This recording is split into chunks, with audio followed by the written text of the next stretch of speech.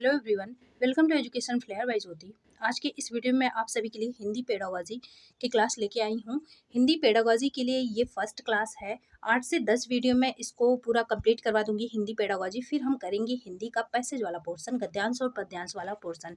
CTET का जो exam होता है इसमें पेपर 1 हो या फिर पेपर 2 हो, जिसमें हिंदी से 30 क्वेश्चन बनते हैं, हिंदी से दोनों में। और इसमें 30 में से क्या होता है, 15 नंबर का हिंदी पेडागोजी है और 15 नंबर में पैसेज से क्वेश्चन बनता है। पैसेज में गद्यांश पद्यांश और 3 से 4 नंबर के क्या होते हैं, ग्रामर के क्वेश्चन होते हैं।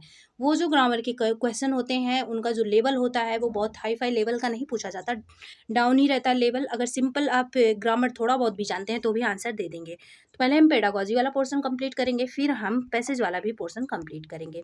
8 से 10 वीडियो में ये कंप्लीट हो जाएगा। ये पार्ट अभी फर्स्ट है, जिसमें चैप्टर वाइज हम कंप्लीट करेंगे। पहला चैप्टर है आपका भाषा, अर्जन एवं अधिगम, जिसे बोला जाता है लैंग्वेज एक्विजिशन एंड लर्निंग।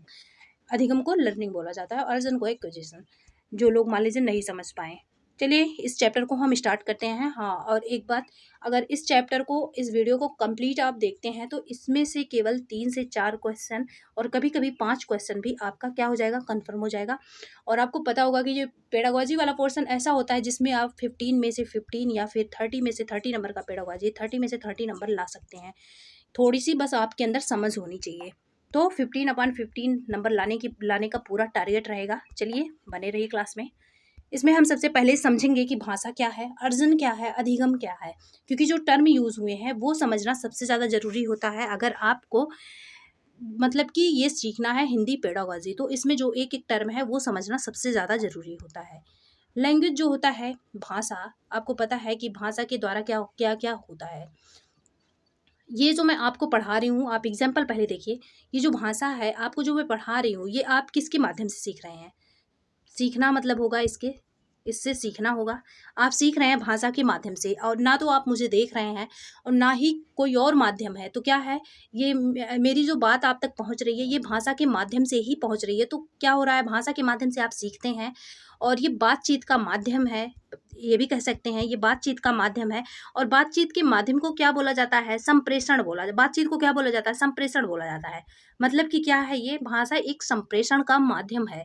भाषा के द्वारा सीखने का काम होता है। भाषा के द्वारा आपको कोई तर्क देना है तो तर्क भी आप भाषा के द्वारा ही देंगे, बोल के ही देंगे। भाषा के द्वारा अपने विचार को किसी के सामने रखा जाता है। भाषा के द्वारा ही हम सोचते हैं। हम कुछ भी सोचेंगे तो हमारे दिमाग में भाषा तो चलती ही रहेगी। भाषा के द्वारा ही थिंकिंग वाला भी काम होता है। अब आपको समझ में आ गया होगा कि जो लैंग्वेज है वो होता क्या है। जो लैंग्वेज है वो तर्क है। उसके द्वारा सीखना होता है, उसके द्वारा तर्क होता है, उसके द्वारा सोचा जाता है, उसके द्वारा विचार किया जाता है, उसके द्वारा संप्रेषण होता है। अब चलिए इसका सेंटेंस हम पढ़ते हैं लैंग्वेज के लिए। भाषा एक प्रकार का हम संप्रेषण का प्रकार ये इसको बोल सकते हैं। और भाषा संप्रेषण का एक माध्यम है। मैं आपसे बातचीत कर रही हूँ, इसका माध्यम किसके माध्यम से, भाषा के माध्यम से बातचीत कर रही हूँ। आप किसी से अपने विचार को रख रहे हैं, भाषा के माध्यम से रख रहे हैं। तो क्या है, ये बातचीत करने का संप्रेषण मतलब होता है अपने विचार को किसी के सामने रखना। तो इसका माध्यम है भाषा, इससे क्वेश्चन बनता है। फिर है भाषा ज्ञान का सृजन करने में, ज्ञान का निर्माण भी। अब मैं आपको पढ़ा रही हूँ, आपके अंदर ज्ञान का निर्माण हो रहा है किसके द्वारा, लैंग्वेज के द्वारा। में संज्ञान को बढ़ाने में, संज्ञान मतलब होता है बुद्धि, सोच विचार बुद्धि। और हमें सामाजिक सांस्कृतिक मनुष्य बनाने में, हम सामाजिक सांस्कृतिक मनुष्य मतलब कि लोगों के साथ मिलजुल के रह रहे हैं। अपनी भाषा से ही तो रह रहे हैं, क्योंकि हम अगर किसी से बात करते हैं तो भाषा के द्वारा ही बात करते हैं। और सांस्कृतिक का मतलब आप जान लीजिए, जैसे आपको पता होगा कि जब हड़प्पा सभ्यता, मोहनजोदाड़ो सभ्यता, ये सब सभ्यताएं आई थी तो इसमें जो लिपियां मिली थी, कुछ लिखे हुए चीज़ मिले थे, तो उन्हीं से हम क्या किए, जो लिखे हुए चीज़ मिले थे हम उन्हीं से क्या किए, जान पाए कि इन सभ्यताओं में क्या संस्कृति थी। मतलब कि हमारे पुराने जो दादा बाबा थे, जो हमारी पुरानी पीढ़ी थी, वो लोग किस संस्कृति से, वो संस्कृति को फॉलो करते थे, हम उनके जो लिखे गए लेख मिले उसी से समझ पाए। तो मतलब हम अपने इतिहास को भी जानते हैं भाषा के माध्यम से, ऐसे हम कह सकते हैं। इस प्रकार हम कह सकते हैं कि भाषा हमारे व्यक्तित्व को निखारने का काम करती है।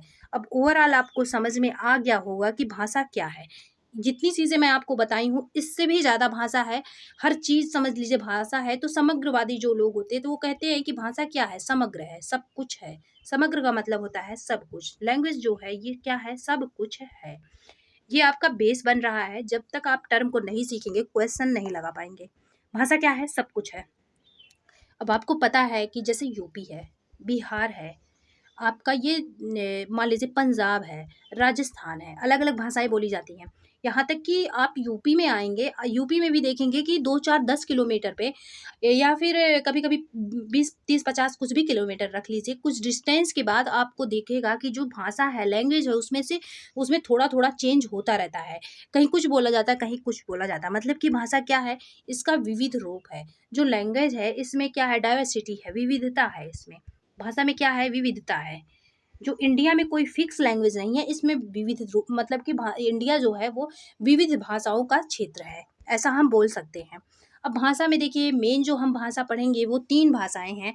एक तो ये है मदर टंग, मातृभाषा जिसे बोला जाता है, और दूसरा है राजभाषा, और तीसरा है राष्ट्रभाषा।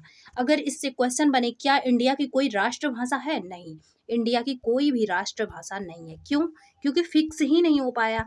हमारा जो इंडिया है, हमारा जो भारत है, ये बहुभाषी क्षेत्र है। आपको पता होगा कि बहुभाषी है ये, जिसकी वजह से यहाँ पे कोई एक लैंग्वेज फिक्स नहीं कर सकती। तो ये बहुभाषी क्षेत्र है, यहाँ की कोई राष्ट्रभाषा नहीं है, हमारे पास कोई भी राष्ट्रभाषा नहीं है। और अगर आप बोले हिंदी राष्ट्रभाषा, तो हिंदी राष्ट्रभाषा नहीं, हिंदी क्या है? राजभाषा है। इस बात को, इस डिफरेंस को याद रखिएगा। हिंदी क्या है? राजभाषा है, ना कि राष्ट्रभाषा है। राजभाषा है, ऑफिशियल लैंग्वेज है जिसे बोला जाता है। और देखिए, जो ऑफिशियल लैंग्वेज एक्ट है, OLA, ऑफिशियल लैंग्वेज एक्ट है, ये 1963 में आया था। इसी में जो हिंदी है, इसको ऑफिशियल लैंग्वेज के तौर पे रखा गया। प्लस जो इंग्लिश पेडागोजी, मान लीजिए जिसका ऑप्शनल में इंग्लिश होगा, वो ध्यान रखिएगा, हिंदी को क्या किया गया? ऑफिशियल लैंग्वेज के तौर पे रखा गया। ये हिंदी पेडागोजी वाले ध्यान रखें, और जो इंग्लिश पेडागोजी है वो ध्यान रखें। और जो इंग्लिश है, उसको एसोसिएट ऑफिशियल लैंग्वेज के तौर पे रखा गया। आपको पता चल गया होगा, हिंदी क्या है? ऑफिशियल लैंग्वेज है, और ये क्या है? और राजभाषा है। और ये इंग्लिश जो है, उसको एसोसिएट ऑफिशियल लैंग्वेज के तौर पे रखा गया। OLA, ऑफिशियल लैंग्वेज एक्ट 1963 के तहत। और ये अनुच्छेद याद रखिएगा, 343 फर्स्ट, ये वाला आ गया। राष्ट्रभाषा, हमारे पास कोई भी राष्ट्रभाषा नहीं है। राजभाषा हिंदी है, एक्ट भी बता दी हूँ। और मातृभाषा, सबकी अलग अलग मातृभाषा होती है। अब मातृभाषा जानते हैं, मातृभाषा है क्या? मातृभाषा को हम कह सकते हैं, मदर टंग आपको पता होगा इंग्लिश में, हम इसको कह सकते हैं हमारी पहली भाषा होती है। पहली भाषा है जो हम, आप अपने ऊपर फॉलो करके देखिए, जो आप पहली बार सीखे थे, जब आपको होश भी नहीं है, तब से आप जो भाषा बोल रहे हैं, जो आप पहली बार बोले थे, पहली भाषा है। वो भाषा क्या है? मातृभाषा है। ये भाषा किसके द्वारा हम सीखते हैं? माँ के द्वारा सीखते हैं, ऐसे भी कह सकते हैं। हम फैमिली के द्वारा सीखते हैं, समाज के द्वारा सीखते हैं। ये हमारी पहली भाषा होती है। आपको पता होगा कि जो पहला शिक्षक बोला जाता है, कि पहला शिक्षक घर में कौन होता है, तो हमारी माँ होती है पहला शिक्षक, पहली शिक्षक होती है हमारी माँ। तो और हम किसके द्वारा सीखते हैं? माँ के द्वारा, फैमिली के द्वारा, अपने परिवेश के द्वारा। हम जो पहली भाषा सीखते हैं, हमारी लाइफ की जो भी लैंग्वेज पहली होती है, वही हमारी मातृभाषा है। ये होता है मातृभाषा। फिर चलिए देखते हैं त्रिभाषा सूत्र। आपको पता होगा कि त्रिभाषा सूत्र आया था, ये किसके द्वारा आया था? ये आया था कोठारी आयोग के द्वारा। जो त्रिभाषा सूत्र है, ये कोठारी आयोग के द्वारा आया था 1964-66 में। 1964, यहाँ पे मैं लिखी हूँ 66 में।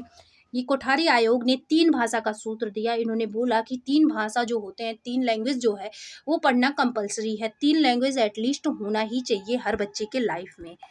चलिए देखते हैं हम, वो तीन लैंग्वेज कौन कौन सा इन्होंने बताया। पहले आप यहाँ पे समझिए, ये 2 क्षेत्र हो गए। एक तो हो गया हिंदी भाषी क्षेत्र, हिंदी भाषी क्षेत्र, और दूसरा हो गया जहाँ हिंदी नहीं बोली जाती, नॉन हिंदी भाषी क्षेत्र, जहाँ हिंदी नहीं बोली जाती। अब देखिए डिफरेंस क्या होता है। इन्होंने क्या बताया कि ऐसे क्षेत्र में हम कौन सी भाषा लेके आएंगे, क्या यूज़ करेंगे, कौन सी भाषा। ये ब्रश बहुत मोटा हो गया। यहाँ पे देखिए, जो हिंदी भाषी क्षेत्र है, इन्होंने बोला है कि जो फर्स्ट लैंग्वेज, 3 लैंग्वेज इसमें चाहिए। त्रिभाषा, आपको त्रि मतलब 3 होता है, पता ही है, 1 2 और ये 3। तो पहले लैंग्वेज क्या होना चाहिए हिंदी भाषी क्षेत्र में? Mother tongue. यहाँ क्या होना चाहिए? यहाँ भी मदर टंग ही होना चाहिए। नॉन हिंदी भाषी जो क्षेत्र है, यहाँ भी क्या होना चाहिए? मदर टंग ही होना चाहिए। और यहाँ पे हिंदी भाषी क्षेत्र है, तो यहाँ पे मदर टंग के तौर पे कौन सी भाषा होगी? हिंदी भाषा होगी। और यहाँ पे भी मातृभाषा ही होनी चाहिए पहले लैंग्वेज के तौर पे। दूसरी लैंग्वेज क्या होगी? यहाँ पे कोई भी मॉडर्न इंडियन लैंग्वेज आप ले सकते हैं, आधुनिक, जिसे आधुनिक भारतीय भाषा बोला जा सकता है। दूसरे लैंग्वेज पे कौन सी होगी? आधुनिक भारतीय, मान लीजिए कोई हिंदी मीडियम से हो, भारतीय भाषा बोला जाता है इसे।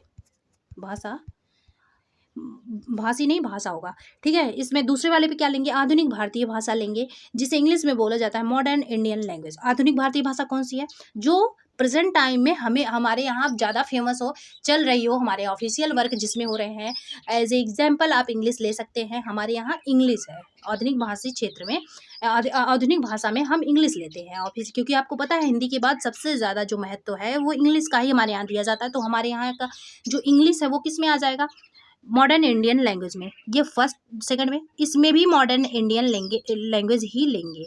3 लैंग्वेज आ गए, पहला मदर टंग, दूसरा मॉडर्न इंडियन लैंग्वेज और तीसरा वाला भी मॉडर्न इंडियन लैंग्वेज। अब दोनों में अंतर क्या है, दूसरे में तीसरे में, दूसरे में जिसका प्रचलन ज़्यादा होगा पहले वो रहेगा, और तीसरे में जिसका प्रचलन कम होगा वो फिर वो रहेगा। अब इसमें देखिए डिफरेंस, यहाँ से आप का डिफरेंस क्रिएट होता है, जिसको ध्यान में रखिएगा। मदर टंग दोनों में हो गए पहले पे, दो इसमें भी मदर टंग। अब यहाँ पे जो हिंदी भाषी क्षेत्र नहीं है, यहाँ पे कंपलसरी है कि दूसरे में आपको क्या लेना है, हिंदी लेना है। अगर आपका हिंदी भाषी क्षेत्र नहीं है तो दूसरे पे ये कंफर्म है कि पहला आपका मदर टंग हो जाएगा, दूसरे पे हिंदी फिक्स है ये, और तीसरे पे क्या होगी, तीसरे पे यही है, इसका भी तीसरे पे यही है, यहाँ पे प्लेस नहीं बचा है। आप मॉडर्न इंडियन लैंग्वेज, तीसरे पे आप कोई भी जो प्रेजेंट टाइम में मॉडर्न इंडियन लैंग्वेज में जो भाषा आती है उसे हम ले सकते हैं तीसरे लैंग्वेज के तौर पे, जैसे कि इंग्लिश है। आपको समझ में आ गया होगा। यहाँ पे देखिए मैं लिखती हूँ हिंदी है, हिंदी भाषी क्षेत्र, नॉन हिंदी भाषी क्षेत्र है। यहाँ पे मातृभाषा जैसे हिंदी है, यहाँ पे भी मदर टंग लिया जाएगा। ये देखिए समझा चुकी हूँ सब कुछ, एक बार फिर से देख लीजिए। यहाँ पे दूसरे पे हिंदी है, लैंग्वेज 2 है, ये हिंदी है। फिर तीसरे वाले पे हम मदर इंडियन लैंग्वेज लेंगे, मॉडर्न इंडियन, मदर नहीं। फिर है इसमें भी मॉडर्न इंडियन लैंग्वेज, इसमें भी मॉडर्न इंडियन लैंग्वेज जिसे बोला जाता है आधुनिक भारतीय भाषा। सेकंड थर्ड में इसमें यही रहेगा, इसमें सेकंड पे हिंदी रहेगी, ये इंपॉर्टेंट है। फिर है, अब चलिए देखते हैं हम, लैंग्वेज जो सीखा जाता है वो 2 तरीके से सीखा जाता है। जो भाषा होती है इसे सीखने का 2 तरीका होता है। एक तो होता है आपका अर्जन, अर्जन होता है जिसे एक्विजिशन बोला जाता है, और दूसरा होता है हमारा लर्निंग, लर्निंग होता है जिसे अधिगम बोला जाता है। जिसे हिंदी में क्या बोला जाता है, अधिगम। इसे और इसका एक नाम है सीखना, अधिगम का मतलब होता है सीखना। ये 2 तरीका होता है भाषा को सीखने का। अब अर्जन क्या है, अधिगम क्या है। अर्जन वो है, यहाँ पे दिख नहीं रहा, रुकिए कलर चेंज करूँ, ब्रश का साइज मोटा करूँ। यहाँ पे जो अर्जन है, एक बार देखिए, भी फिर से रिपीट कर रही हूँ मैं। जो अर्जन है ये क्या होता है, ये फर्स्ट लैंग्वेज होता है, पहली बात। दूसरी बात ये है, इसमें जो परिवेश होता है वो बहुत ज़्यादा इंपॉर्टेंट होता है। इंपॉर्टेंट तो इसमें भी परिवेश होता है, लेकिन इसमें सबसे ज़्यादा इंपॉर्टेंट होता है अर्जन में। फर्स्ट लैंग्वेज होता है, इसको हम कह सकते हैं फर्स्ट लैंग्वेज के तौर पे ये हमारी मातृभाषा होती है। मातृभाषा मतलब कि जो हम पहली बार भाषा सीखते हैं, फर्स्ट लैंग्वेज होता है, अर्जन होता है। अब आपको पता होगा ये मातृभाषा, इतना चीज़ें आपको पता चल गया। अब ये बताइए कि ये जो मातृभाषा है इसको हमें सिखाया गया था या हम अपने आप सीख लिए थे। हम अपने आप सीख लिए थे, हमें किताब दिया गया, या फिर हमें रटाया गया, या फिर हमें टीचर आए पढ़ाने के लिए, नहीं, हम अपने आप सीख लिए। हम अपने आप घर में ऐसे रहते रहते सुनते सुनते क्या किए, सीख लिए। तो जो अर्जन होता है वो अपने आप हो जाता है, खुद से हो जाता है। इसमें कोई स्ट्रक्चर्ड फॉर्म की ज़रूरत नहीं होती, मतलब कोई संस्थागत प्रणाली की ज़रूरत नहीं होती। हम अपने आप इसको मातृभाषा को सीख लिए, तो वो क्या है, वो हमारा अर्जन है। जो अपने आप भाषा सीख लिया जाए वो अर्जन है। वहीं इसका अपोजिट होता है अधिगम। आपको पता चल रहा होगा कि जो अधिगम होता है ये क्लास की बातें हैं, ये स्ट्रक्चर फॉर्म में जो मतलब कि एजुकेशन दिया जाता है उसकी बात है, ये विद्यालय की बात है। जब आप विद्यालय में आते हैं तब होता है अधिगम, और जो इसके पहले आप सीखते हैं वो होता है अर्जन। अब चलिए समझते हैं एक बार रिपीट करके, सेंटेंस पढ़ के। भाषा सीखने के लिए किसी शिक्षा प्रणाली या संस्था की जरूरत नहीं होती। अर्जन में क्या होता है, किसी प्रणाली या संस्था की जरूरत नहीं होती। जैसे आप देखिए छोटे बच्चे होते हैं, क्या उनको कोचिंग करवाया जाता है, कुछ करवाया जाता है बोलने के लिए, नहीं। वो जैसे ही 6 मंथ के होते हैं कुछ ना कुछ एक वर्ड, जैसे का है, माँ है, फा है, ऐसे बोलने लगते हैं ये। और जबकि सिखाया नहीं गया, बस वो सुनते सुनते बोलने लगते हैं। तो वही है, जो चीज़ें सिखाई ना जाए, बच्चा क्या करे, खुद से एक्वायर कर ले, बच्चा खुद से एक्वायर कर ले, मतलब कि अर्जित कर ले, खुद से सीख ले, उसके लिए कुछ करना ना पड़े, वो होता है अर्जन। और जबकि अधिगम में करना पड़ता है, बल्कि सहजता से अपने पर्यावरण से या वातावरण के द्वारा सीखा जाता है या अर्जित किया जाता है। ये क्या होता है, ये सब कॉन्शियस प्रोसेस है। आपको पता चल गया होगा सब कॉन्शियस प्रोसेस क्यों है, क्योंकि इसको होश में नहीं किया गया है, इसको ऐसे ही कर लिया गया है, चाह के नहीं किया गया है, इसको ये हम नहीं चाहते, नहीं होश में थे, फिर भी ये हमारा अचेतन मन से होता है और ये प्रोसेस हो ही जाता। इसलिए अर्जन जो है अपने आप ऑटोमेटिक होता है। इसमें मातृभाषा या पहली भाषा सीखी जाती है, वही भाषा जो हम विद्यालय आने के पूर्व जानते हैं। तो क्या जब बच्चा कोई विद्यालय आता है तो वो बोलता नहीं है, बोलता है, वो अपने विचार को पूरी तरह से अच्छे से रख सकता है किसी के सामने, तो वो बोलना सीख चुका होता है। तो वो बोलना जो सीखा जाता है वो क्या किया जाता है, अर्जन किया जाता है। और बाद में जब विद्यालय में जाता है तो वो जो भाषा उसकी होती है, जो टूटी फूटी भाषा होती है, उसको एक स्टैंडर्ड फॉर्म में कन्वर्ट कर दिया जाता है। यही इतना अंतर होता है। इसमें मातृभाषा या पहली भाषा आती है, जो हम पहले अपने घर में सीखे थे, जो भाषा भाषा अर्जित की जाती है, यह विरासत या वंशानुगत नहीं होती है। ये बताइए, क्या अगर किसी के बाबा जो हैं, मान लीजिए वो इंग्लैंड से बिलोंग करते थे, तो क्या अगर उनके वंश में उनका जो मतलब कि जो उनके बच्चे आएंगे, आने वाले वंश में अगली पीढ़ी के जो बच्चे आएंगे, क्या अगर उनको इंडिया में रख दिया जाए, उनको किस में रख दिया जाए, उनको इंडिया में रख दिया जाए, वो इंग्लैंड के थे बाबा जो थे, लेकिन उनके जो आगे आने वाली पीढ़ी है उनको इंडिया में रख दिया गया, उनका पालन पोषण इंडिया में हुआ, तो अब बताइए वो इंडिया की भाषा हिंदी बोलेगा या फिर इंग्लिश बोलेगा, तो वो हिंदी बोलेगा।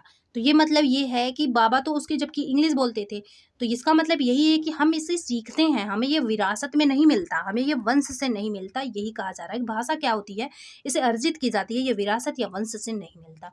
यह अचेतन प्रक्रिया होता है। अचेतन प्रक्रिया इसलिए क्योंकि हम जब से होश में नहीं रहते, जब से हमारा माइंड कॉन्शियस माइंड नहीं होता, तब से हम सीखना शुरू कर देते हैं। जैसे कि 3 मंथ का बच्चा, 6 मंथ का बच्चा, कोई कोचिंग नहीं दिलाया जाता, ऐसे ही सीख लेता है। ये क्या होता है, नेचुरल होता है, ऑटोमेटिक होता है।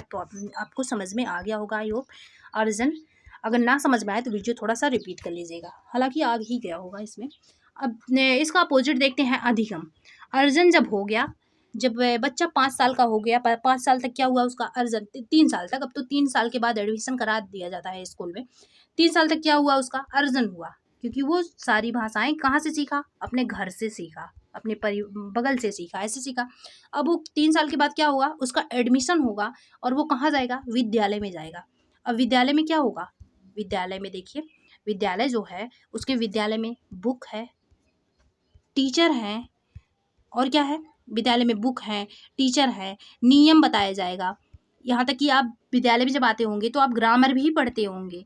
तो ये सब क्या किया जा रहा है, एक वेल होता है, वेल डिफाइंड तरीके से, बिल्कुल कि सब कुछ सेट करके संस्थागत तरीके से सिखाया जा रहा है आपको, एक औपचारिक तरीके से, फॉर्मल तरीके से सिखाया जा रहा है।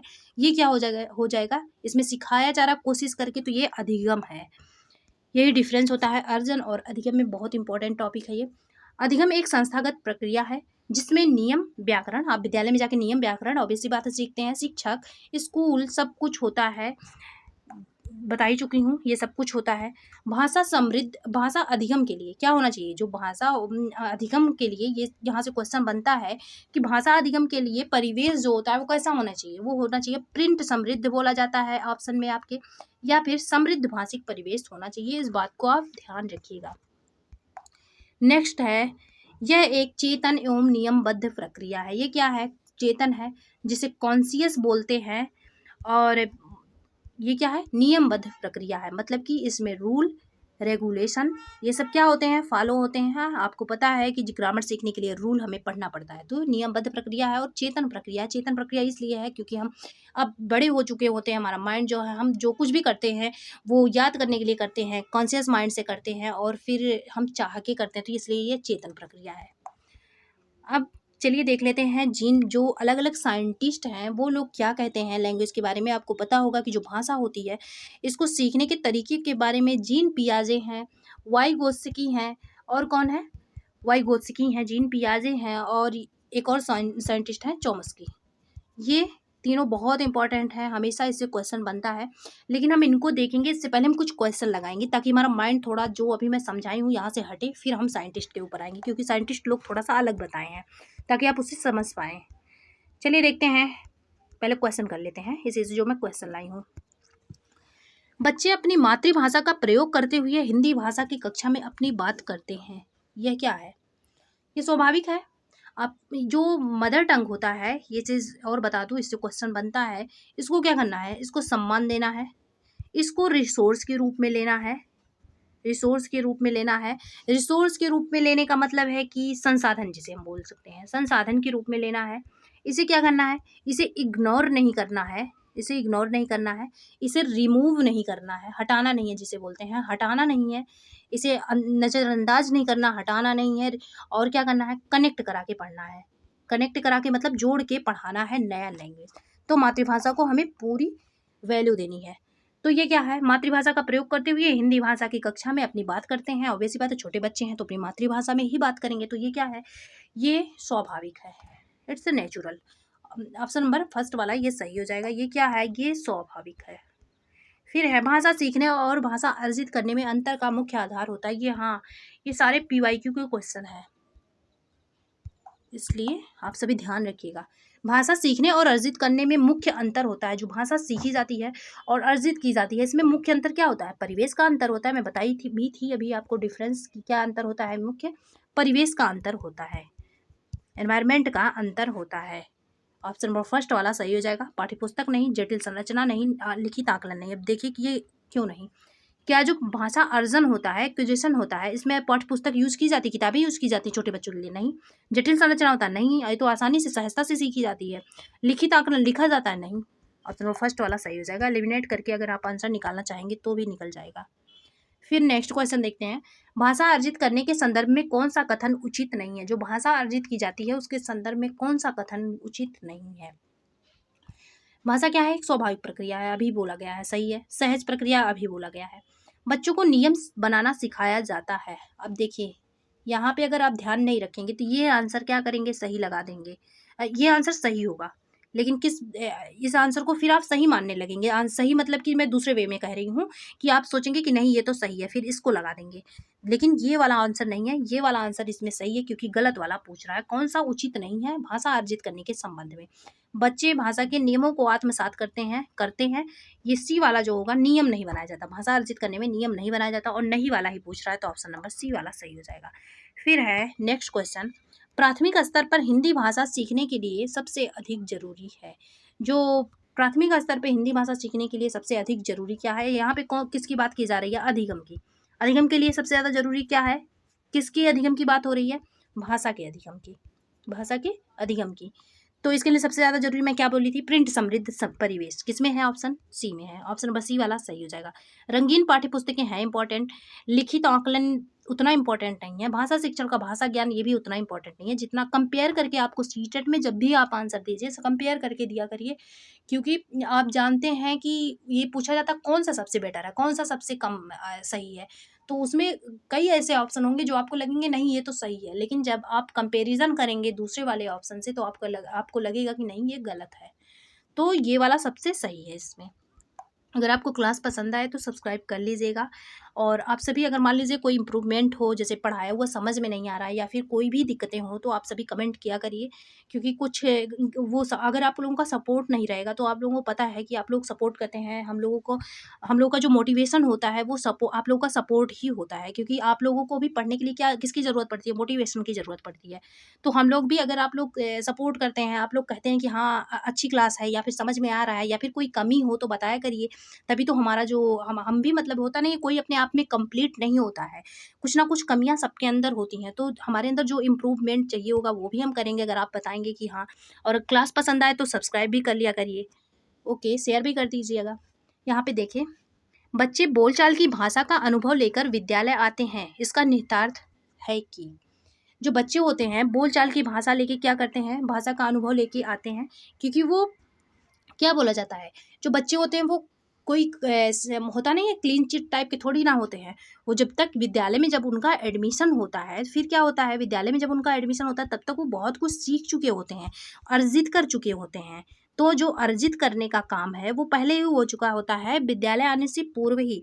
तो ये बोला जा रहा है कि जो बच्चे बोलचाल की भाषा में अपना एक अनुभव लेके आते हैं, बिल्कुल अनुभव लेके आएंगे, इसका निहितार्थ है कि इसका अर्थ क्या होता है। और जो अनुभव लेके आते हैं उसको आपको क्या लेना है, उसको पॉजिटिव वे में लेना है, क्योंकि वो इम्पोर्टेंट होता है अनुभव। आपको बोला जाता है कि ये जो अनुभव होता है वो क्या होता है, इम्पोर्टेंट होता है। चलिए ऑप्शन देखते हैं इसके। बच्चों को बोलचाल की भाषा ना सिखाई जाए, ऐसा नहीं होता है। बच्चों की बोलचाल की भाषा को सुधारा जाए, ये भी जरूरी नहीं है। बच्चों के भाषाई अनुभव का उचित प्रयोग किया जाए, ऑप्शन नंबर सी वाला यहाँ पे सही होगा, क्योंकि बोला जाता है कि बच्चे जैसे कुछ नहीं लेके आते, उससे तो अच्छा है कि कुछ तो लेके आते हैं। बोला जाता है ना, something is better than nothing, कुछ तो लेके आते हैं। तो वो अगर कुछ नहीं लेके आते तो वो क्या होते, चुपचाप ऐसे मूर्ति की तरह खड़े रहते, जिससे आप उनकी भावनाओं को जान भी नहीं पाते कि उन्हें समझ में भी आ रहा है या नहीं।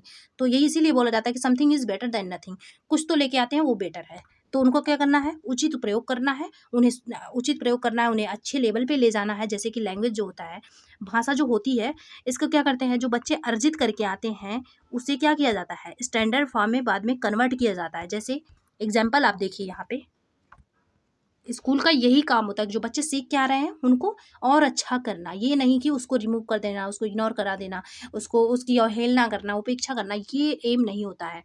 जैसे मान लीजिए कोई बच्चा है, हिंदी सीख के आ रहा है, वो अर्जित करके आ रहा है, सीखना नहीं बोलेंगे, उसे अर्जित करना बोलेंगे। हिंदी अर्जित किया इसने, इसका एडमिशन हो गया, फिर एडमिशन हुआ। अब अर्जित किया इसने हिंदी को, अब इसकी कितनी हिंदी आती होगी, बहुत ज़्यादा थोड़ी ना आती होगी। इसे साहित्य का ज्ञान नहीं होगा, इसे ग्रामर का ज्ञान नहीं होगा, ये बहुत अच्छे लेवल पे नहीं बोल पाता होगा, कई ऐसे शब्द होंगे जिसका ज्ञान नहीं होगा। तो हमें क्या करना है, इसका जो हिंदी भाई इसकी जो हिंदी भाषा है, इसे क्या करना है और स्टैंडर्ड करना है, इसे साहित्य का ज्ञान देना है, इसे ग्रामर से भी सिखाना है, इसे बोलचाल भी सिखाना है। ये सारे वर्क किस में होंगे, ये सारे आ जाएंगे अधिगम में। और अधिगम कौन कराएगा, अधिगम का काम किसका है, टीचर का काम है, ये काम है स्कूल का। तो इसे और अच्छे लेवल पे किया जाता है, यही किया जाता है, उसे हटाया नहीं जाता मातृभाषा को। फिर है भाषा सीखने सिखाने में, सिखाने यहाँ पे रहेगा, आप किसी नहीं किसे रहेगा, ये गलत है। किसे सबसे अधिक महत्वपूर्ण मानते हैं, सीखने सिखाने रहेगा यहाँ पे सिखाने में, और यहाँ रहेगा किसे सबसे अधिक महत्वपूर्ण मानते हैं भाषा सीखने सिखाने में। संज्ञानात्मक, दृश्य, शब्द, सामग्री, चारों ऑप्शन को जब तक आप ना देख लिया करिए तब तक आंसर मत लगाया करिए। बाल साहित्य नहीं, बाल साहित्य से पढ़ेगा बच्चा तो खुद अकेले बैठ के पढ़ेगा, जरूरी नहीं है उसमें वो पढ़ भी पाएगा, क्योंकि पढ़ने से पहले इंटरेक्शंस जरूरी है। ऑप्शन नंबर फर्स्ट वाला सही हो जाएगा, सोशल इंटरेक्शन। सामाजिक अंतःक्रिया, सामाजिक अंतःक्रिया का मतलब क्या है, ग्रुप डिस्कशन, ग्रुप में बातचीत करना, ये सबसे इम्पॉर्टेंट होता है।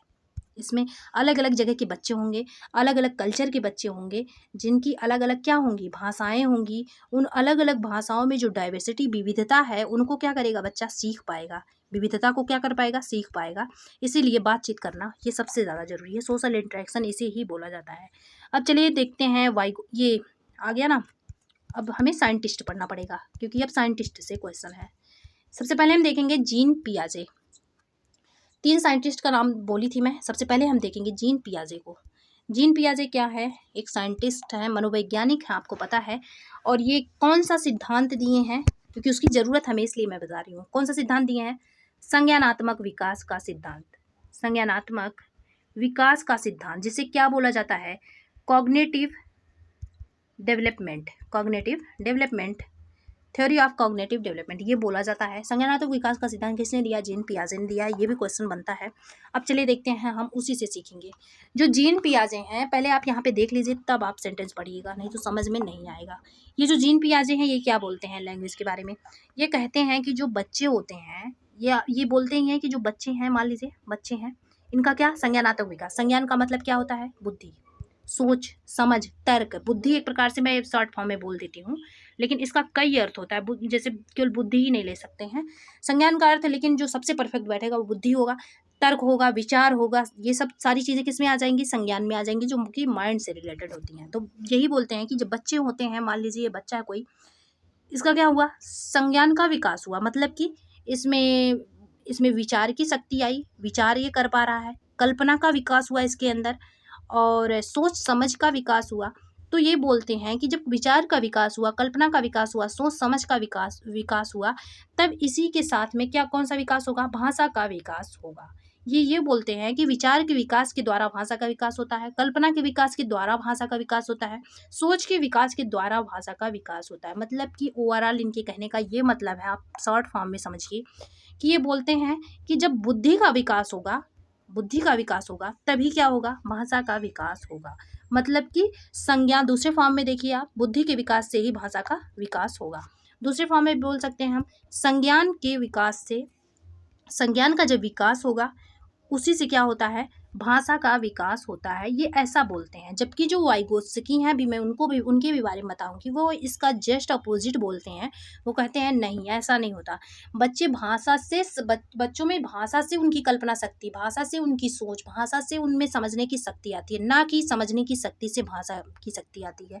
ये वाइगोत्स्की उल्टा बोलते हैं, और पियाजे का उल्टा वाइगोत्स्की बोलते हैं। अब पियाजे को बहरहाल अभी समझते हैं, नहीं तो कन्फ्यूज हो जाएगा। ये पियाजे जो हैं, ये बोलते हैं नई सोच, समझ, बुद्धि, तर्क जब आती है तो उसी के साथ में ये भाषा का विकास, उसी के द्वारा, साथ में नहीं, उसी के द्वारा भाषा का विकास होता है। अब चलिए सेंटेंस हम पढ़ते हैं यहाँ पे। भाषा विकास में बच्चों के संज्ञानात्मक विकास का महत्वपूर्ण योगदान होता है, ऑब्वियस सी बात है, ये यही बोल रहे हैं। फिर उन्होंने बोला है कि जैसे जैसे, यहाँ से ध्यान रखिए, जैसे जैसे हमारे अंदर तर्क शक्ति, कल्पना शक्ति, सुविचार, सोच का विकास होता है, मतलब कि हमारी मेच्योरिटी बढ़ती है। एक प्रकार से हम ये बोल सकते हैं कि हमारी क्या मेच्योरिटी, जैसे जैसे जैसे मेच्योरिटी की तरफ जाते हैं, वैसे वैसे हमारे अंदर भाषा का भी विकास होता है, ऐसा बोलते हैं पियाजे। पियाजे की बात को हूबहू हमें याद रखना है। इन्होंने एक और चीज़ इसमें बहुत इंपॉर्टेंट है, जिससे क्वेश्चन बनता है, अहम केंद्रित वाक्य। अहम केंद्रित वाक्य को इंग्लिश में बोला जाएगा ईगो सेंट्रिक स्पीच। अहम केंद्रित को आप जान लीजिए, ईगो सेंट्रिक। ये बात भी किए थे ईगो सेंट्रिक की, कि ये बोले थे कि जो बच्चा होता है वो ईगो सेंट्रिक होता है। इन्फेंसी एज में बच्चा क्या होता है, ईगो सेंट्रिक होता है। तो इसी की बात हुई है, ये ईगो सेंट्रिक स्पीच की बात हुई है। ये कौन से बच्चे होते हैं, ये होते हैं 2 to 6 ईयर के बच्चे, ये बोलते हैं। अब इसमें होता क्या है, अहम केंद्रित वाक्य होता क्या है, इसमें ये बोलते हैं कि जो बच्चा होता है वो क्या होता है, अपूर्ण होता है।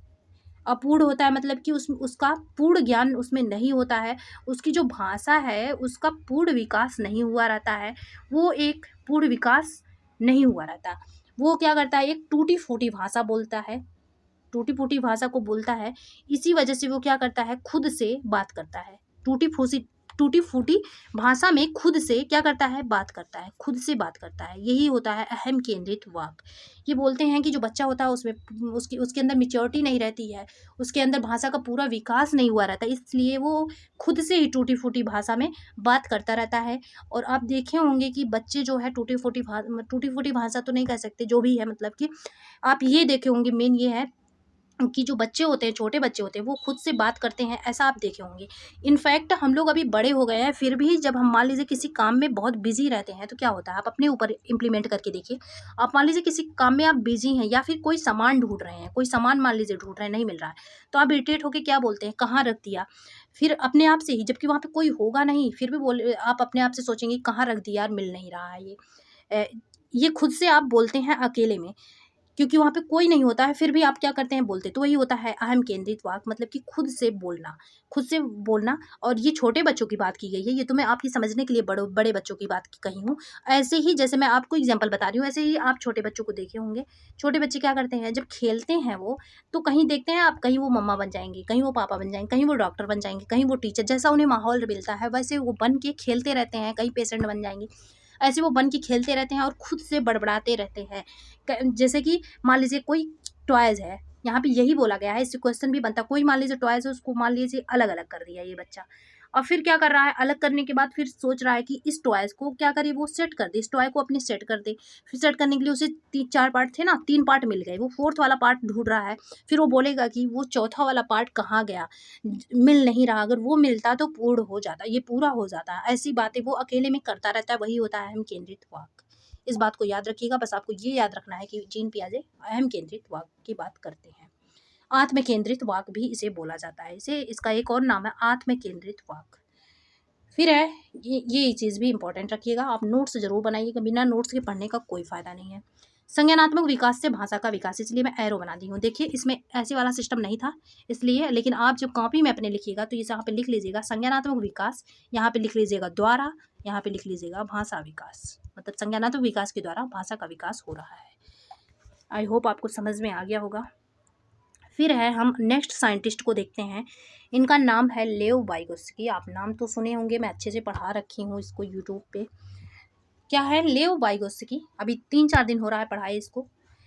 उनके अनुसार भाषा सीखने के लिए सामाजिक अंतःक्रिया जरूरी है। लेव वाइगोत्स्की का नाम किससे आता है, जब मैं पढ़ा रही थी तो बताई थी, लेव वाइगोत्स्की का नाम जो है सोशल कल्चरल थ्योरी इसी से आता है लेओ वाइगोत्स्की का नाम, जिसे हिंदी में बोला जाता है सामाजिक सांस्कृतिक सिद्धांत। ठीक है, ये बोला जाता है सामाजिक सांस्कृतिक। ये जो टर्म है ना सामाजिक सांस्कृतिक, अगर ये आपको कहीं भी दिखे किसका नाम लगाएंगे आप? वाइगोत्स्की। कहीं भी दिखे वाइगोत्स्की का नाम लगाएंगे। अब आपको पता चल गया होगा कि ये क्या बोलते हैं। सोशल कल्चरल थ्योरी, वो बोलते हैं कि जो बच्चे का डेवलपमेंट होता है, विकास होता है, उसमें सोशल मतलब कि समाज का और संस्कृति का बहुत बड़ा योगदान होता है। उसी के द्वारा एटलीस्ट मतलब ये मान के चलिए कि इसी के द्वारा होता ही है, ये ऐसा बोलते हैं। तो यही भाषा के लिए भी ये बोले हैं कि जो भाषा है वो बच्चे कैसे सीखते हैं, सोशल इंटरेक्शन के द्वारा सीखते हैं। यहाँ पे मैं भाषा के लिए पढ़ा रही हूँ इसलिए इस पर फोकस करते हैं। जो भाषा है, जो लैंग्वेज है, इसको कैसे किसके माध्यम से सीखा जाता है? सोशल इंटरेक्शन के माध्यम से सीखा जाता है, क्योंकि ये समाज और संस्कृति की बात करते हैं तो उसी की बात ये करेंगे। और ये बोलते हैं कि जैसे ही जब भाषा का विकास होता है उसी के द्वारा यही पूछा जाता है कि कैसे अलग है लेओ वाइगोत्स्की पियाजे से। ये उल्टा बोलते हैं, उसका वाइस वर्सा बोलते हैं कि जो भाषा है क्या होता है, जो भाषा है उसके द्वारा किसका विकास होता है? संज्ञान का विकास होता है। जैसे कहने का मतलब एग्जाम्पल आप देखिए, आप क्या कर रहे हैं, मैं आपको बोल रही हूँ, आप बोलने का क्या तरीका है, वो भाषा है। मैं हिंदी भाषा में बात कर रही हूँ आपसे, उस हिंदी भाषा को क्या कर रहे हैं आप? सुन रहे हैं। जब उस भाषा को सुन रहे हैं तो उससे आपका क्या हो रहा है? उससे आपका माइंड जो है ये डेवलपमेंट हो रहा है, क्योंकि आप ये चीज़ों को सीख रहे हैं, हिंदी पेडागोजी सीख रहे हैं, तो डेवलपमेंट ही तो हो रहा है ये। तो क्या हो रहा है? माइंड का आपके विकास हो रहा है। तो यही बोलते हैं कि भाषा के द्वारा होता है, ना कि विकास, ना कि मतलब कि विचार और शक्ति जो तर्क होता है इनके द्वारा होता है। ये ऐसा उल्टा बोलते हैं पियाजे का। यही है, आगे पढ़ते हैं। इनके अनुसार बच्चों की, हाँ, ये जो खुद से बात करने की बात हुई है अकेले में, ये भी बोलते हैं कि जो बच्चे छोटे बच्चे होते हैं वो क्या करते हैं? अकेले में खुद से बात करते हैं। अकेले में खुद से क्या करते हैं? बात करते हैं। और उस बात को, इसी चीज़ को सबसे ज़्यादा इम्पोर्टेंट रखिएगा, मतलब कि याद रखिएगा, बात करते हैं। इस बात को पियाजे ने क्या बोला था? इस बात को पियाजे ने बोला था आत्म केंद्रित। यही डिफरेंस है इनमें, आत्म केंद्रित। और इन्होंने बोला है, ये बोला है इन्होंने, निजी भाषा बोले हैं। निजी वाक भी कहीं कहीं रहता है और व्यक्तिगत वाक भी रहता है। तीनों नाम याद रखिएगा, नोट डाउन कहीं कर लीजिएगा, तीनों नाम रहता है इसमें। ये बोले हैं इस चीज़ को। और इन्होंने ये बोला है कि ये जो खुद से बात करते हैं बच्चे, जो खुद से बात करते हैं बच्चे, इससे क्या करते हैं? वो सेल्फ रेगुलेशन करते हैं। सेल्फ रेगुलेशन मतलब कि होता है खुद को जानना, खुद को जानते हैं, खुद को समझते हैं, खुद के बारे में जानते हैं, मतलब कि ज्ञान अर्जन करते हैं, ये ऐसा बोलते हैं। यहाँ पे ये नोट डाउन कर लीजिएगा, यहाँ पे एरो बना लीजिएगा और यहाँ पे द्वारा लिख लीजिएगा। भाषा के, ये बोलते हैं कि भाषा के द्वारा संज्ञानात्मक विकास होता है। अब जस्ट अपोजिट होता है पियाजे के इनकी थ्योरी। फिर है क्वेश्चन, ये पूछा जाता है हर बार, इस टाइप का क्वेश्चन पूछा जाता है। कभी नज़्मा नाम ले लिया जाता है, कहीं कुछ और नाम ले लिया जाता है, बस, और कोई डिफरेंस नहीं है क्वेश्चन में। क्वेश्चन सेम टू सेम होता है।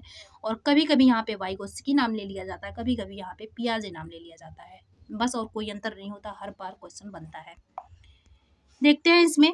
पहला है जिगसॉ।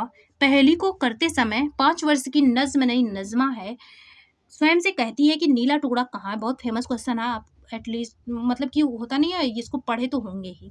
नीला टुकड़ा कहाँ है?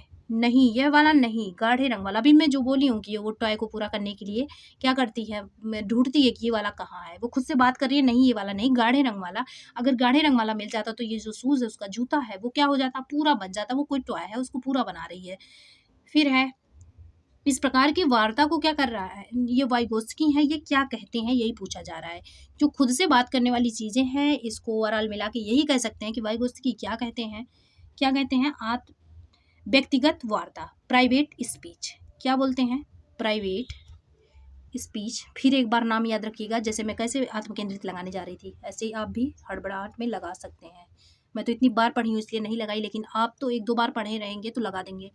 क्या होता है? ये व्यक्तिगत वार्ता होता है। लेकिन आत्मकेंद्रित वार्ता कौन बोला है? पियाजे ने बोला है। इसका और कोई नाम है? हाँ, अहम केंद्रित है। अहम केंद्रित है, इंग्लिश में क्या है? ईगोसेंट्रिक है। और एक बात, अगर आपको कन्फ्यूज़न हो ना, जैसे आपको आत्मकेंद्रित और व्यक्तिगत वार्ता में कन्फ्यूज़न हो गया, अब इसीलिए मैं हर चीज़ें इंग्लिश में भी बताती हूँ, ताकि आप व्यक्तिगत वार्ता में कन्फ्यूज़न हो जाए तो कोई बात नहीं। आपको क्या याद रहे? आपको एटलीस्ट ये तो याद रहे कि प्राइवेट स्पीच बोलते हैं। तुरंत आप इंग्लिश वाला क्वेश्चन देखिए, वहाँ पे देखिए क्या दिया है। प्राइवेट स्पीच दिया, तुरंत आप लगा देंगे आंसर। ये फ़ायदा होता है बोथ लैंग्वेज में एजुकेशन का। और अगर आपको हिंदी मीडियम से ही केवल आप पढ़े रहेंगे, आपको आत्म केंद्रित और व्यक्तिगत वार्ता में कन्फ्यूजन हो गया एग्जामिनेशन हॉल में, फिर आप कुछ भी नहीं कर पाएंगे। ये 50-50 का रेशियो बनेगा, चांस रहेगा सही होने का, 50% गलत होने का, 50%, क्योंकि 2 ऑप्शन में आप उलझे हुए हैं, 50% सही होने का, 50% जो है रॉन्ग होने का। तो इसमें हो सक ज़्यादा उम्मीद तो रहती है कि गलत ही हो जाता है ऐसे क्वेश्चन। तो इसलिए आप याद रखिएगा, प्राइवेट स्पीच या फिर व्यक्तिगत वार्ता या निज वाक्य या निजी भाषा, ये सारे नाम याद रखिएगा।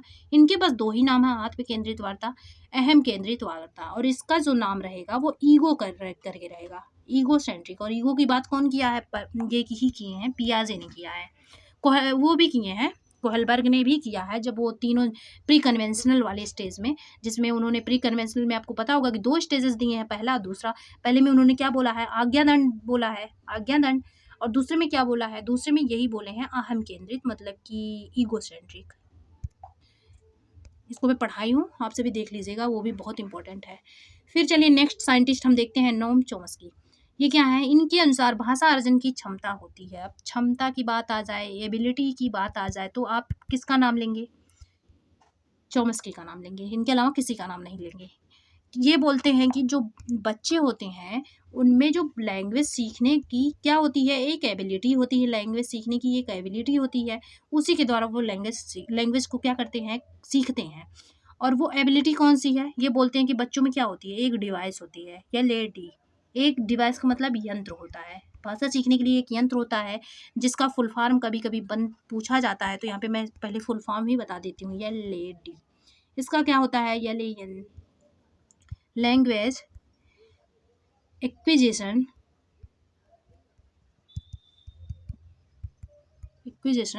इसका होता है डिवाइस, जिसे हिंदी में हम बोलते हैं, इसका अर्थ आपको पता ही होगा, भाषा अर्जन। एक्विजिशन का मतलब आपको पता है, अर्जन, और डिवाइस का मतलब यंत्र। हिंदी में बोलेंगे भाषा अर्जन यंत्र, और इंग्लिश में बोलेंगे लैंग्वेज एक्विजिशन डिवाइस। ये होता है, इन्होंने बोला, मैं इसको शॉर्ट फॉर्म में एलएडी लिखूंगी। इन्होंने बोला है कि बच्चे के अंदर क्या होता है? एक एलईडी होता है, एक यंत्र होता है, लैंग्वेज एक्विजिशन का एक यंत्र होता है, जिसके द्वारा बच्चे क्या करते हैं? भाषा को सीख लेते हैं। और वो यंत्र सारे बच्चों के अंदर होता है। अब आप ये मत सोच लीजिएगा कि ये कोई बॉडी पार्ट्स होता है जिसको हम निकाल के कहीं दे सकते हैं, निकाल के देख सकते हैं, ऐसा कुछ नहीं होता है। बस ये बोल दिए हैं कि हाँ ये होता है, या ऐसा कुछ एग्जिस्टेंस है नहीं, बस ये बोल दिए हैं कि हाँ ऐसा होता है, जिसकी वजह से बच्चे क्या कर लेते हैं? वो सीख लेते हैं, कोई भी भाषा हो वो सीख लेते हैं, ये बोले हैं। और हर बच्चे के अंदर ये यंत्र होता है, ऐसा बोलते हैं ये। और फिर और एक चीज़ बोलते हैं कि जब बच्चे, ये जो डिवाइस है, ये 5 साल तक, 5 ईयर तक क्या होती है? ज़्यादा काम करती है। काम करने के लिए जो इसकी पावर है वो ज़्यादा है। पावर क्या है? ज़्यादा है। लेकिन जब 5 वर्ष से आप बड़े होते हैं, बड़े हो जाते हैं, तो ये डिवाइस जो है ये कमज़ोर होती जाती है, ये कमज़ोर होती जाती है।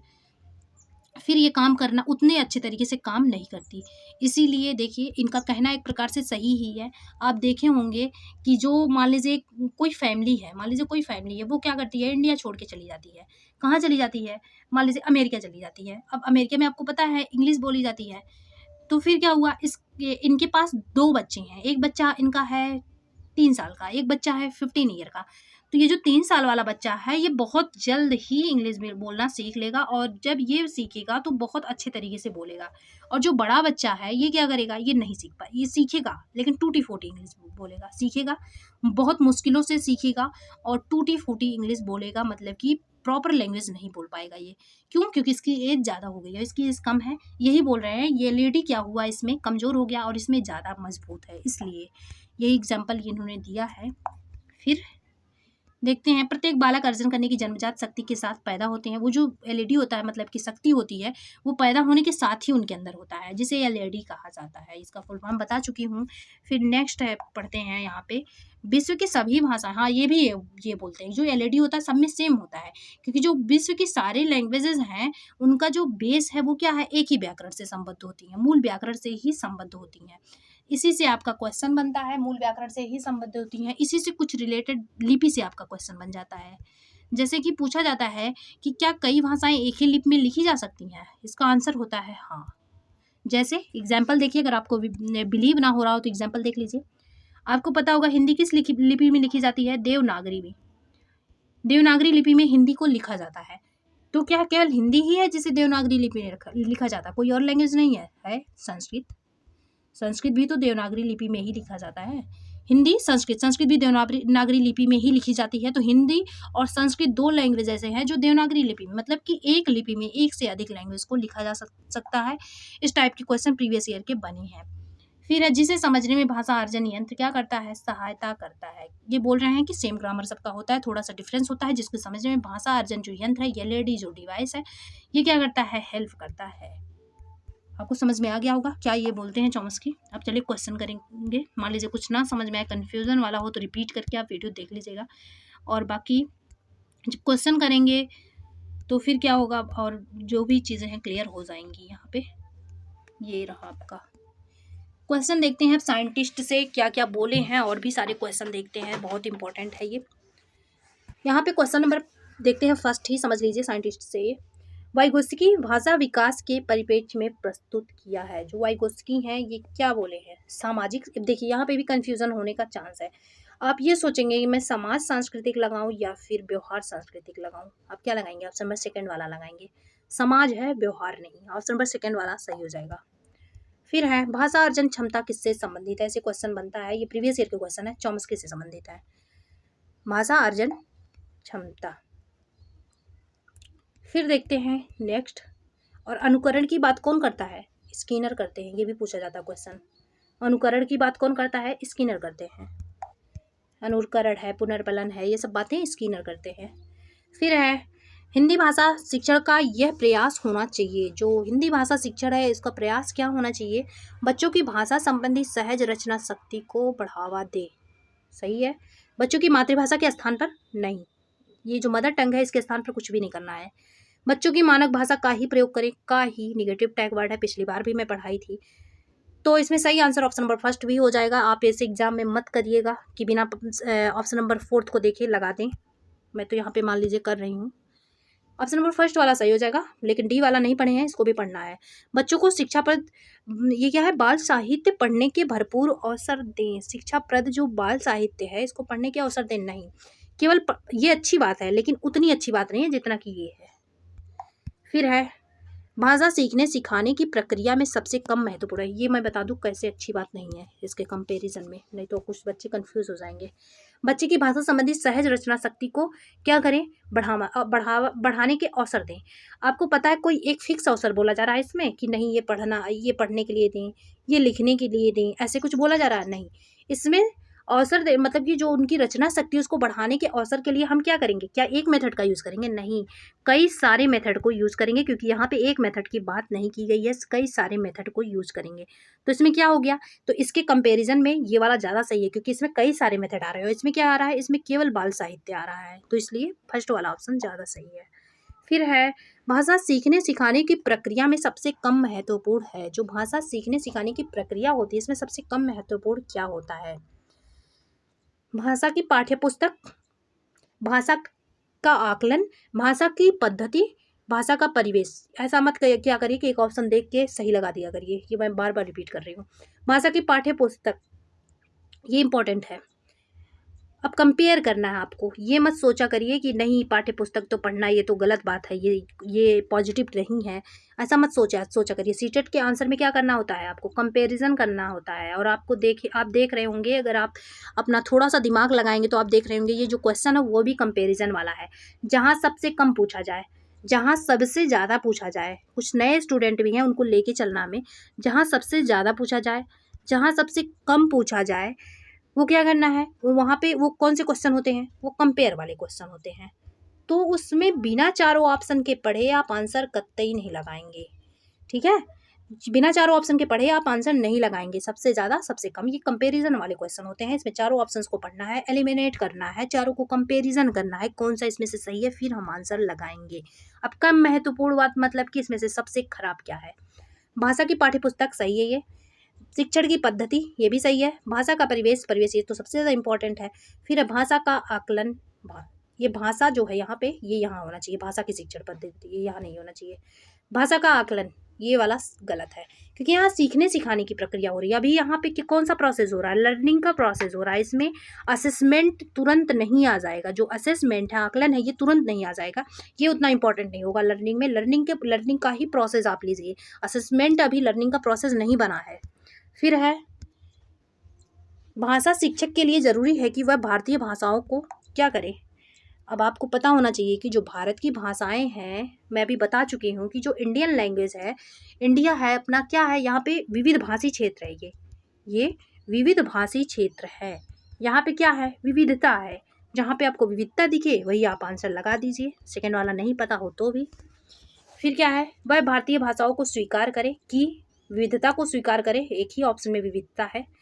अब इसके बाद लगा दीजिए। अगर यहाँ कई ऑप्शन में विविधता दे देता तो आपको कन्फ्यूजन होता। फिर समृद्ध साहित्य को क्या करे, सराहना करें। ऑप्शन नंबर थर्ड वाला यहाँ पे सही हो जाएगा। भाषा का अति महत्वपूर्ण ये क्या है, प्रकार है, प्रकार ये होगा। भाषा का जो अति महत्वपूर्ण प्रकार है, ये मैं पहली लाइन में आपको बताई थी, क्या, संप्रेषण। संप्रेषण का मतलब क्या होता है, अपने विचारों का जो नए स्टूडेंट होंगे वो ध्यान देंगे, विचारों का क्या करना, आदान प्रदान करना, आदान प्रदान करना, ये होता है आपका संप्रेषण। फिर नेक्स्ट क्वेश्चन देखते हैं, भाषा सीखने के संदर्भ में कौन सा कथन सही है। जो भाषा सीखी जाती है इसके संदर्भ में कौन सा कथन सही है। बच्चों में भाषा अर्जित करने की जन्मजात क्षमता होती है, सही है।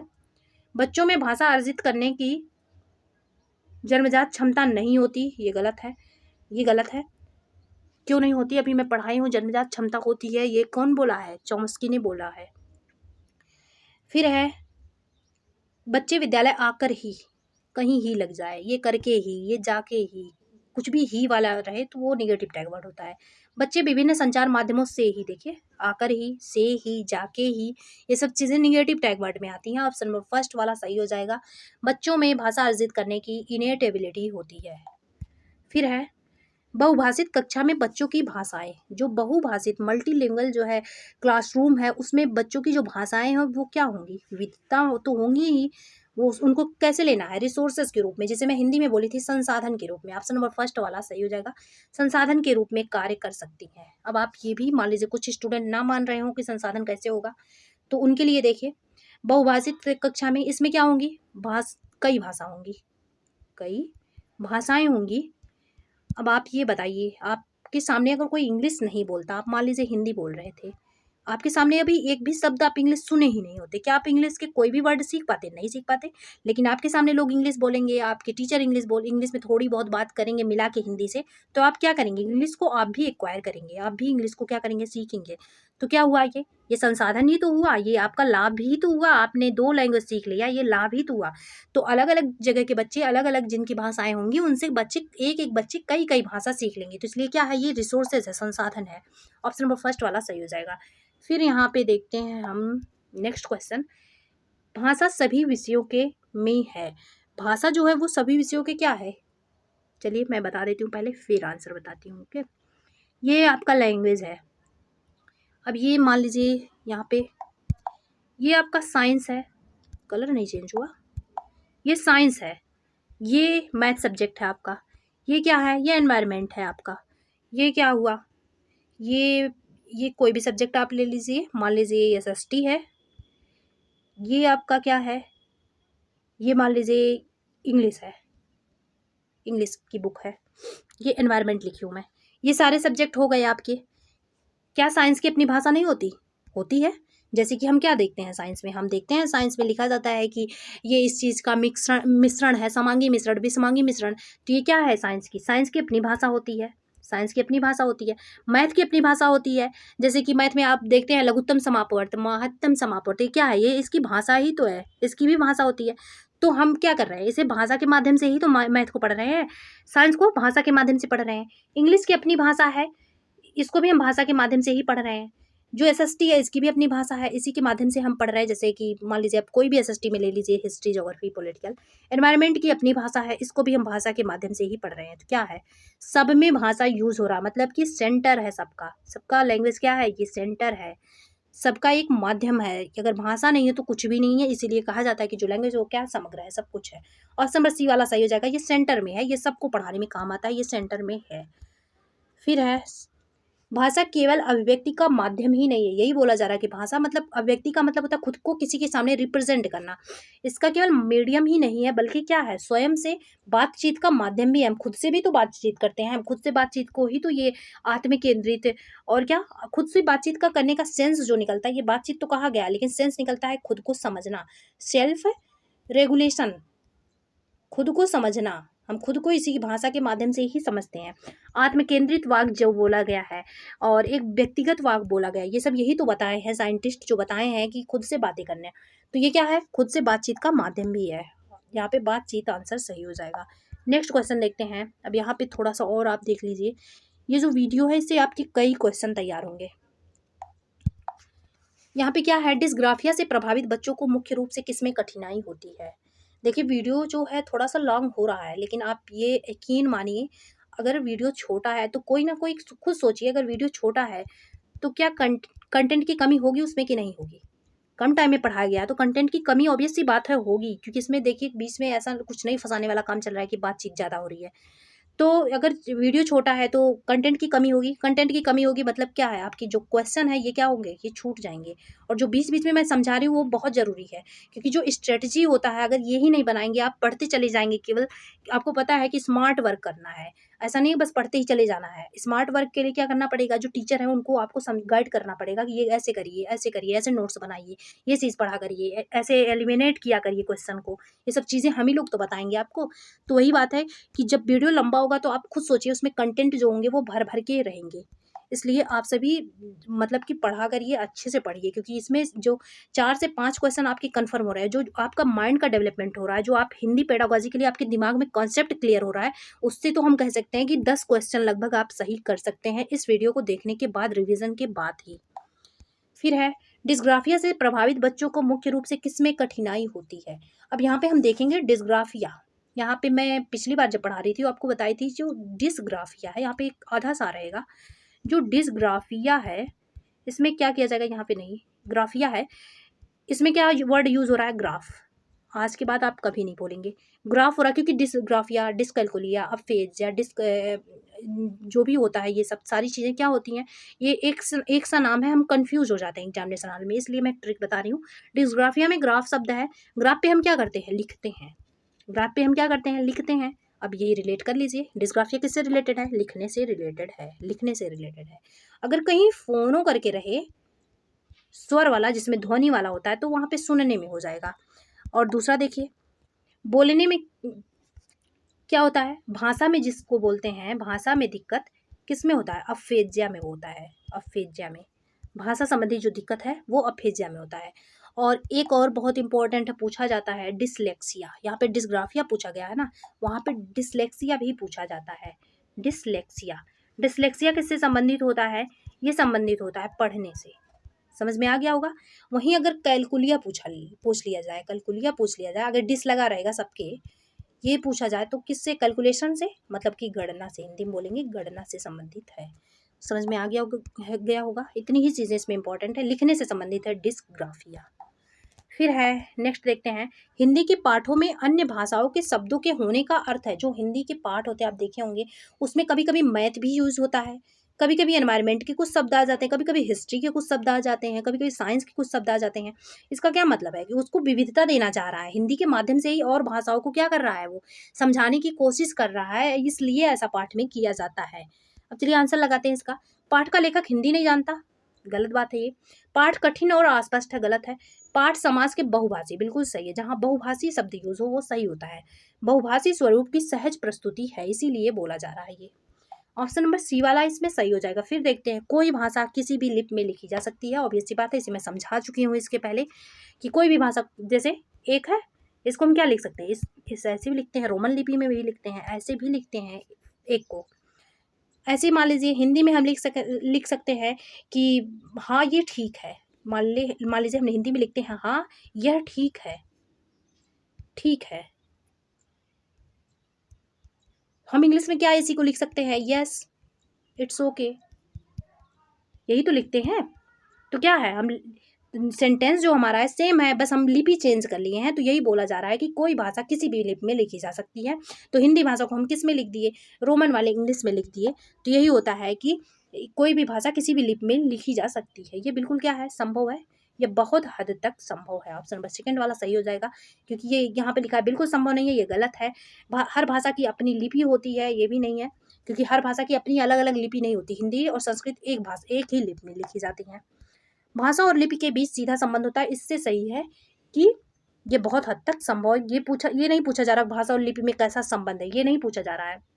ये पूछा जा रहा है, यहाँ पे क्वेश्चन समझने की कोशिश करिए, ऐसे गलत होता है क्वेश्चन। 1 मिनट देखते हैं। यहाँ पे ये पूछा जा रहा है किसी भी लिपि में लिखी जा सकती है, इस कथन से आपको क्या राय है। ये जो कथन बोल रहा है इसी के अकॉर्डिंग आंसर देना, ज़्यादा स्मार्ट नहीं बन जाना है वहाँ पे। ये जो क्वेश्चन दे रहा है यही इसी के अकॉर्डिंग आंसर देना है, इसी के रिकॉर्डिंग, क्योंकि ये बात तो सही है। ये मत सोचा करिए आपकी ये बात सही है, हम क्यों ना इसको आंसर लगा देते, नहीं, आपको ध्यान देना कि किस चीज़ को पूछा जा रहा है, तो ये बहुत हद तक संभव है। फिर है नेक्स्ट, प्राथमिक स्तर के बच्चों के लिए पाठ्य पुस्तक के निर्माण में आप सर्वाधिक महत्वपूर्ण किसे मानते हैं। जो प्राथमिक स्तर के बच्चे होते हैं उनका जो टेक्स्ट बुक निर्माण अगर किया जा रहा है तो उसमें किस बात का सबसे महत्वपूर्ण ध्यान रखा जाता है। आपको पता होगा जो ईवीएस है क्लास 3 की एनसीईआरटी, ये चेंज हो चुका है। इसमें क्या किया गया है, एक्टिविटी जो है इसको ज़्यादा ऐड किया गया है, प्लस जो फिगर है इसको ऐड किया गया है। तो क्या होना चाहिए, भाषा की अलग अलग रंगतें। ऑप्शन नंबर सी वाला यहाँ पे सही हो जाएगा। यही कहने का मैं प्रयास कर रही थी कि क्यों ऐसा किया गया, क्योंकि उसका जो होता नहीं फॉर्म स्ट्रक्चर वो चेंज किया जा रहा था, उसमें फिगर ऐड किया गया, उसमें एक्टिविटी ज़्यादा ऐड की गई। तो भाषा की अलग अलग रंगतें होनी चाहिए। जैसे आप हिंदी भाषा में देखिए, हिंदी भाषा में क्या है, हिंदी भाषा में गद्य होता है कि नहीं होता है। ये रुकिए, इसको पहले सही कर देती हूँ मैं। हिंदी भाषा में जो गद्य है ये होता है, गद्य होता है, पद्य होता है। पद्य का मतलब है कविता, कविता भी होती है, जीवन रचनाएं भी होती हैं, जो जीवन रचनाएं होती ये भी होती हैं, कहानियाँ भी होती हैं। तो क्या है, ये जो हिंदी भाषा इसमें कितनी चीज़ें ऐड की गई हैं, मतलब कि इसको क्या करने की कोशिश की गई है, भाषा की विभिन्न रंगतें ऐड करने की कोशिश की गई है। ऑप्शन नंबर सही हो जाएगा सी वाला, भाषा की विभिन्न रंगतें, मतलब उसमें कई चीज़ें होनी चाहिए जैसे कि हमारे हिंदी भाषा में है। प्राथमिक स्तर पर बच्चों की सहज और स्वाभाविक मौखिक अभिव्यक्ति में सबसे कम महत्वपूर्ण क्या है। विचारों को देखिए, अगर छोटे बच्चे हैं, अगर वो अब खुद को किसी के सामने रिप्रेजेंट कर रहे हैं, उसमें सबसे ज़्यादा इंपॉर्टेंट क्या होगा। आप यहाँ पे देखिए, पहली बात तो ये कि अपनी बातों को क्या कर सकें, स्पष्ट तरीके से सामने वाले के सामने रख सकें, स्पष्टता हो गया। दूसरी बात क्या है, कॉन्फिडेंस रहे उसमें, उनमें कॉन्फिडेंस का मतलब क्या हो गया, आत्मविश्वास जिसे बोला जाता है, आत्मविश्वास रहे। आत्मविश्वास नहीं होगा तो वो अपनी सही बातों को नहीं रख पाएंगे।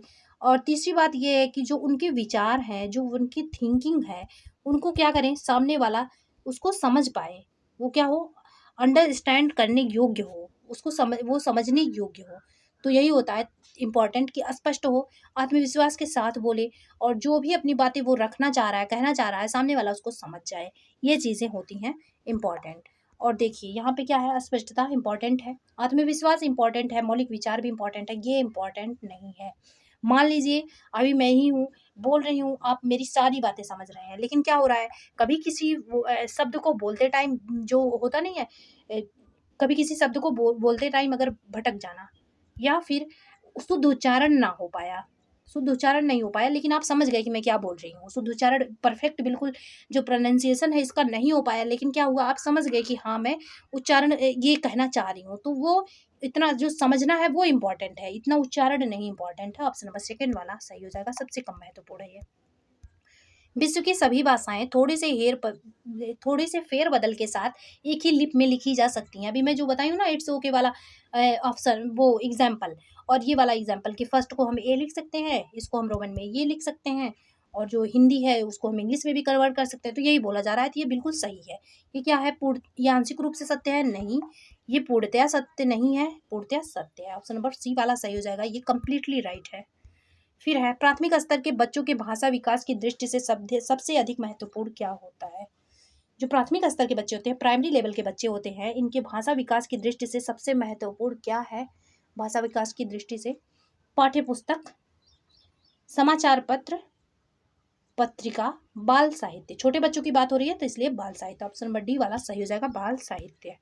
प्राथमिक स्तर पर भाषा शिक्षण का उद्देश्य है, जो प्राथमिक स्तर होता है उस पे भाषा शिक्षण का क्या उद्देश्य है। विभिन्न साहित्य विधाओं की रचना का याद करना। जो रोट लर्निंग होता है ये निगेटिव होता है, आप इस बात को जानते हैं। विषय सामग्री के माध्यम से केवल, फिर गलत हुआ। दूसरों के विचारों को शब्दों से दोहराने मात्र की, फिर मात्र दे दिया। मात्र और केवल का एक ही सेंस निकलता है ना। पठन के द्वारा ज्ञान अर्जन और आनंद प्राप्ति में, बिल्कुल सही है, ऑप्शन नंबर डी वाला सही है। जो पढ़ना है इसके द्वारा क्या हो, एक तो अर्जन हो, ज्ञान का अर्जन हो रहा है, दूसरे उसे आनंद भी मिल रहा है, तो ये ऑप्शन नंबर डी वाला सही हो जाएगा।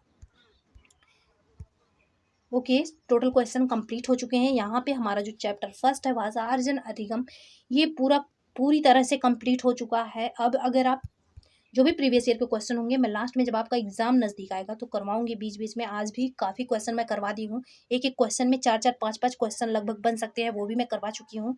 और देखिए ये चैप्टर आपका पूरी तरह से कंप्लीट है। अगर इससे कोई भी क्वेश्चन बनता है और आप रिवीजन किए हैं और अच्छे से समझ पाए हैं, एक भी क्वेश्चन जो है बाहर नहीं जाएगा, ये आप समझ के रखिएगा। ओके, नेक्स्ट चैप्टर हम अगली वीडियो में करेंगे, 8 से 10 वीडियो में कंप्लीट हो जाएगा, फिर हम पैसेज वाला भी देखेंगे। ओके, 30 नंबर की तैयारी पूरी तरह से हो जाएगी। अगर आप अच्छे से समझते हैं तो 30 में से 30 भी ला सकते हैं, फिर फेल होने का कोई चांस ही नहीं है। ओके, अगर क्लास पसंद आए तो सब्सक्राइब कर लीजिएगा, शेयर भी कर दीजिएगा। Okay, thanks for watching.